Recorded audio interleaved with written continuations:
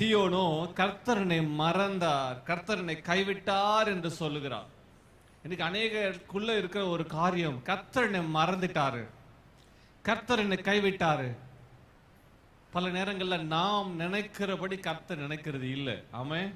ஆண்டவர் வார்த்தை தான் சொல்ல, ஐசாயா 55ல வாசிக்கிற, என்னுடைய நினைவுகள் உங்கள் நினைவுகள் அல்ல, என் வழிகள் உங்கள் வழிகள் அல்லவென்று கர்த்தர் சொல்லுகிறார். ஒருவேளை நான் மறந்ததுனால கர்த்தர் என்ன மறந்துட்டாரா? இல்ல, கர்த்தர் வார்த்தை தான் சொல்லுகிறார். கர்த்தர் என்ன சொல்றாரு? நான் உன்னை மறக்கல, நான் உண்மை நினைவாயிருக்கிற கர்த்தர். ஸ்திரீயானவள், 15 வசனத்தை வாசிக்கும் போது, ஸ்திரீயானவள் தன் கர்ப்பத்தின் பிள்ளைக்கு இறங்காமல் தன் பாலகனை மறப்பாளா?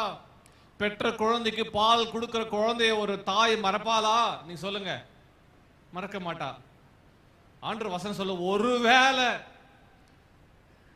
குழந்தை பெற்றவங்க 2 மணி நேரத்துக்கு ஒரு முறை பால் கொடுக்கணும்னு ஹாஸ்பிட்டல் சொல்றாங்க.